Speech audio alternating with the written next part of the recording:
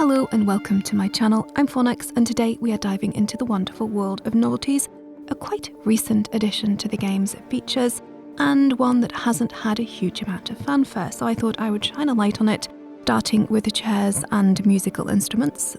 In the comments below and in the description you will find timestamps to each of the items showcased, as well as links to the wiki, so if you like the item you know where and how to unlock it.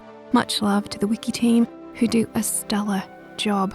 So, without further ado, let's dive into the wonderful world of Novelties. Starting with a little bit of chair lore, believe it or not.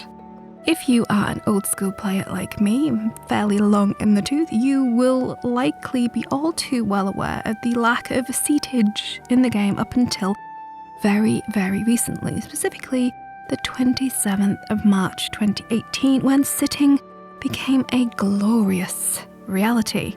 In fact, when sitting finally arrived 6 years after the launch of the game, the dev team made it a achievement, a treasure hunty achievement where we sit on many, many, many things just to celebrate our collective recumbency. Now, if you lack the Armchair Commander title, well, shame on you. What are you doing with your life? Probably more important thing, but it's a fun one to get with your friends. And if you shuffle back down to the links below, I'll put a link to that achievement so you know how to unlock it. You must rectify this tragedy post haste. Anyway, if being able to sit in Newt White Bear's rather impressive throne or on Queen Jenna's beautiful Art Deco sofa was not awesome enough for you, you can now spawn your own wondrous bottom hugger. Anywhere interior. Well, mostly anywhere. I don't think you can spawn them in Raid Map, and I think Movie World has a moratorium on chairs for some reason. Let me know in the comments if I'm wrong, but I think that's accurate.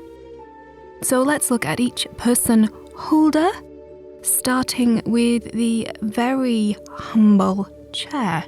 Now this is the one rewarded for completing the Armchair Commander achievement and can be purchased from Saratok the Hooligan's route in Lion's Arch for the princely sum of 0 gold, 0 silver and 0 copper.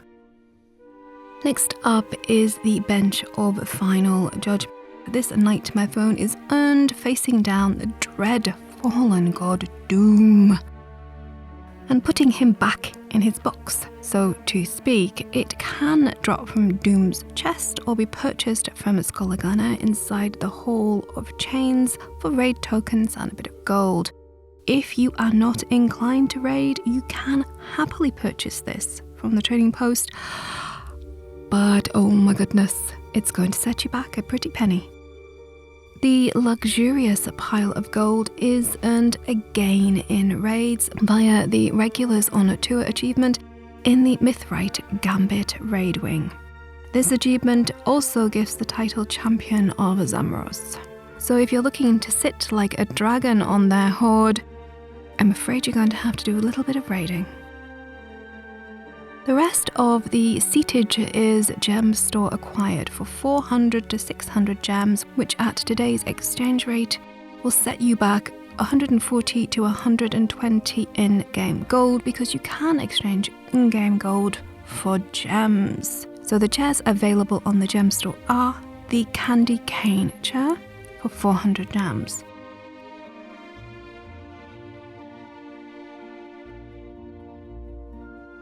The Club chair for 400 gems,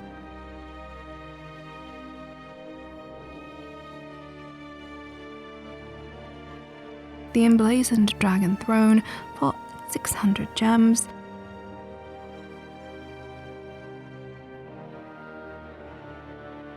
the Festival Harvest chair for 600 gems,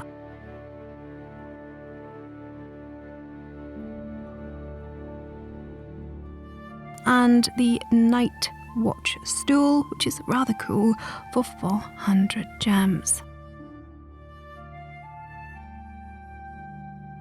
The Joko-inspired Desert King throne is unlocked via chance in Black Lion chess, the cost of which could be as little as free if you farm your Black Lion keys in-game, or from 125 gems for one key to whatever the RNG gods wish. And this item is also time limited, so it's only available in the chests at some point. It may come to the gem store as a regular buy to, but then again it may not.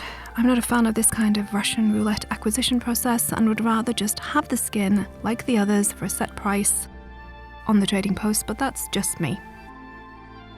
On to the next category. Question: are you in need of some soulful, player-generated tunes in-game?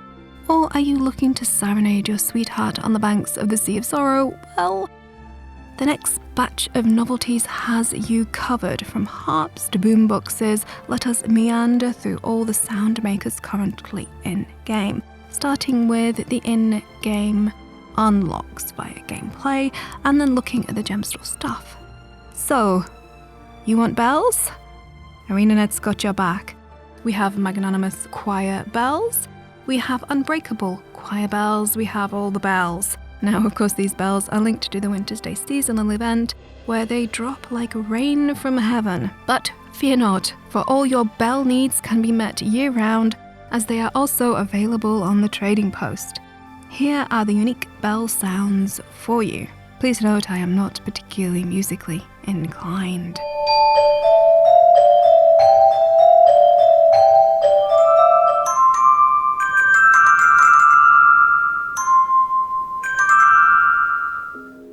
The Super Adventure Boom Boxes. Now, Super Adventure Box is a seasonal event which started back in 2013 as part of the April Fool's Day fun, I guess.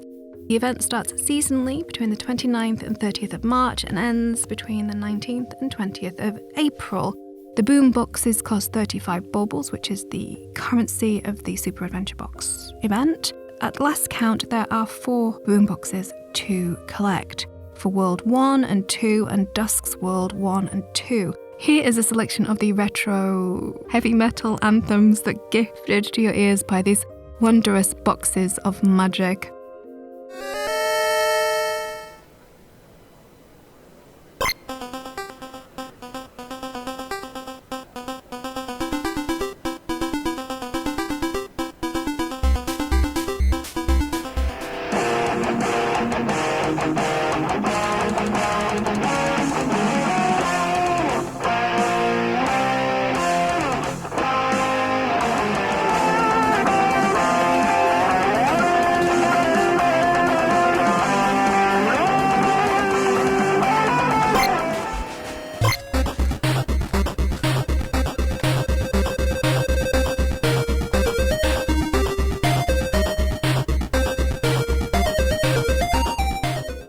So how about some legendary musical instruments? If you are a brave and dedicated Guild Wars 2 player who loves epic loot, it is likely that you have unlocked a legendary or 3 in your time. But if you want a legendary musical instrument too, for vanilla legendaries we have the Minstrel Harp, which sounds like this.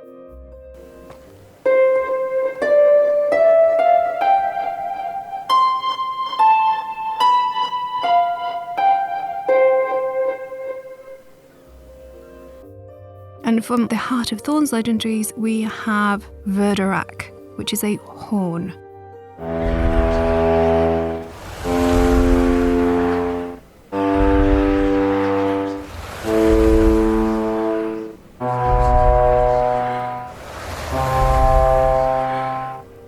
Basically, the novelty function allows you to use your legendary weapon as a musical instrument whilst keeping all the epicness of the original. Needless to say, unlocking these novelties is rather challenging. Now onto the gem store musical instruments, which cost 800 gems or 280 gold each.